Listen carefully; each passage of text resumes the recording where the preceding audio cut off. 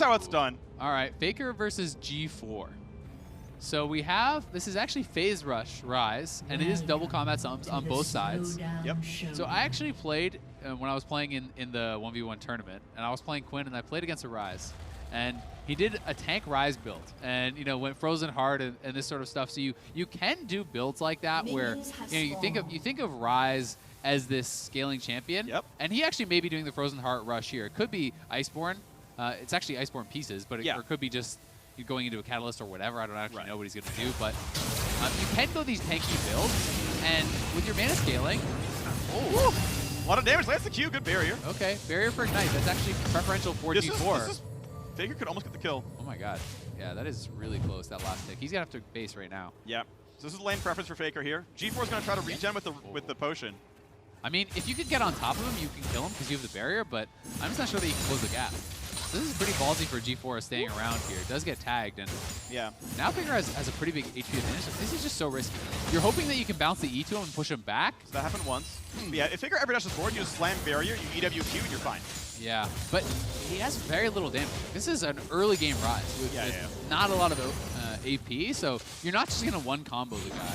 You have to be pretty careful here, but G4, is staying alive, is staying around. But as long as you trim the wave, G4 has more health because of barrier. So I think Faker actually loses almost every all-in. As long as you can get Q, right? As long as the minions aren't you have to be able to get the Q through. 100%. Oh, this is too far forward! You went down to minions! Minions! No, that's the last range. He's okay. 8 HP. 8 HP. Not even close. That was not worth it. He walked past me anyway, which is the reason you were going to win the fight. Yeah. No longer had minions. You're never going to win that fight against Faker. Yeah, that was very, very close to being first kill there for Faker. Pretty dicey for G4. He does survive, so let's see where he's going to go now. So it looks like he's towards the Lost Chapter. So just wanted the armor, the CDR, mana, kind of building an efficient item with that initial Glacial Shroud. Faker going to take away the HP pack and head on back to base. But you can do these kind of turtley builds where you would think, okay, well, why would you go Ryze? That sounds terrible. But because the experience in the gold is so escalated, is so sped up, you actually are getting to a pretty strong point, right? This is not just going to be a level 1 Ryze going up against Doran's Blade Lucian. You're going to hit high levels. You're going to have level 11 by the time the Ring of Fire spawns, and a full completed item plus some. So yeah, you can do like Glacial Lutens, for example. Like the items right there, like go into Last Chapter. It's like that could be your build. You're obviously not going Roa or Tier. I think those items are always wrong. Too long to stack up. Yeah, absolutely. But Lutens is fine. Yeah, that could be your build. I think that would be a totally reasonable choice.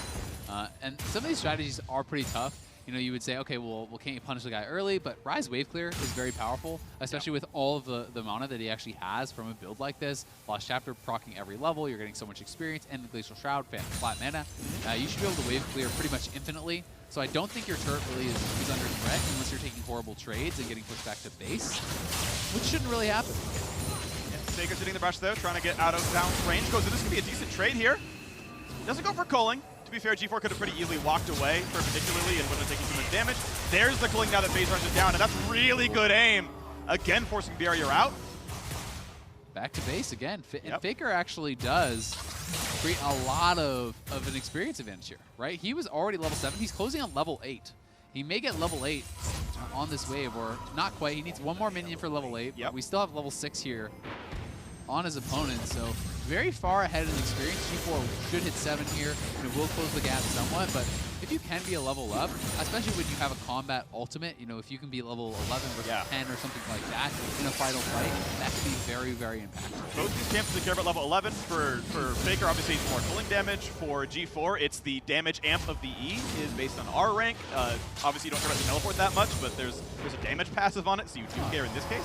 Is he going back to Frozen Heart, you think? Or are we going to see another Tabby Spice? Yeah, it's going back to Frozen Heart. So this is actually what I played against. Okay, so it's Frozen Heart Chapter. Yeah, this is actually, the same kind of thing. Because you can essentially get what is a very efficient anti-marksman build.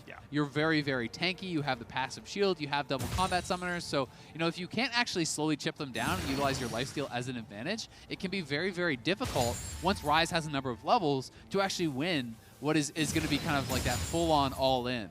We'll see if Faker can find a way to really outplay it, but it's tough when you have that Empowered Rune Prison guaranteeing a couple rounds of those spells. And as we all know, as Ryze gets more and more levels, because he's getting a lot of damage from his mana pool. Yep. You don't necessarily need to have a tremendous amount of AP to put out a lot of damage. Nope. The mana ratios are good by themselves. Yeah. Obviously, it multiplies the AP that you've bought as well, though it's not a whole lot right now. But it's some. It's more than none. It is more than none. It is a relevant number that adds up over time. Faker's got the Hex Shrinker shield, but yeah, G4's pretty tanky right now, so looking for this trade. And yeah, that's decent damage. That's before press the attack. That's simply E-auto Q. But you can see G4 trades it back and does more. Life over Faker's going to help, obviously. You can see that help coming back up. And that's why we're seeing Faker trying to posture aggressively. I think he knows he wants, you know, when you're going for these lifesteal style builds, when you have essentially 3 lifesteal items, double Warrens plus the Dam, you want extended trade. You want to whittle him down and have, you know, your health being kind of spent against his so that you can then heal up off the minion wave and look for that next fight that will be going more and more towards your way. The problem is, if G4 can just keep clearing out the waves and wait for that final recall, you know, you don't have to actually engage in any sort of fight because your turret is not under any sort of threat, right? You can actually wait it out and go for that final recall, that final reset, where you will then, hopefully for the Ryze, be able to get a 100-0 type fight. Yep. So it would have been an awkward recall for G4, chooses to stay after all. Goes in, nice damage here from Faker, can't get the third auto, means again the trade comes in, that's 130 HP gone. Faker has plenty of money in inventory, can get pretty close to, I mean, I would actually like to see a basic Last Whisper. That item in and of itself is actually quite efficient. Yeah. And in this build, where that's probably a, I don't know if Faker has enough time to recall anymore. 111 armor. You clear this wave, you can recall, 100%. Yeah, he can. He clears that a lot faster than I thought he was going to. So he's fine. Yeah. So they're both going to have their final items. So we'll be the Frozen Heart build. Yep. It's going to be Frozen Heart. We'll see if Faker does decide to go towards something like a Last Whisper, if he wants to go a different direction. It is Frozen Heart, double Dorans, as well as that Lost Chapter. Just trying to wait for like a null magic. Like he's got a couple seconds and he's like, not enough time, can't do it. You know, this is such a small thing, but you could actually sell your refillable and grab a couple health potions, because those do heal more. I think you're capped at 2 potions, but you're right, there's still more health. Yeah, they give 150 back instead of 100. Yeah. Again, very small thing, but something theoretically it can matter. It could matter. And you know, when you're trying to go for one of these fights, so in the end, yes, Faker has a little bit of gold advantage, but G4 can just wait this out. You can hang out. He does actually have his health pack still available, so he's going to have the current health boost right now. And that Ring of Fire is closing, so Faker is going to have a tough time cutting it out. Pretty slow, but the wave is already gone, so the minions are helping on G4's side now as well. Good trade, though. G4's in 2/3, taking 4 good damage, and he's not going to kill it until the minion wave is gone. He's letting him confused, and now as the Ignites are on, looking for the killing, really good sidestepping through the barrier, dodges the Q. Faker, perfect mechanics in that fight. Yeah, Faker pulls it off. Why did G4 go for it early, though? The Ring of Fire is almost there. We keep seeing people wait the whole time for the Ring of Fire to spawn. Yeah. Why not just wait the extra 20 seconds?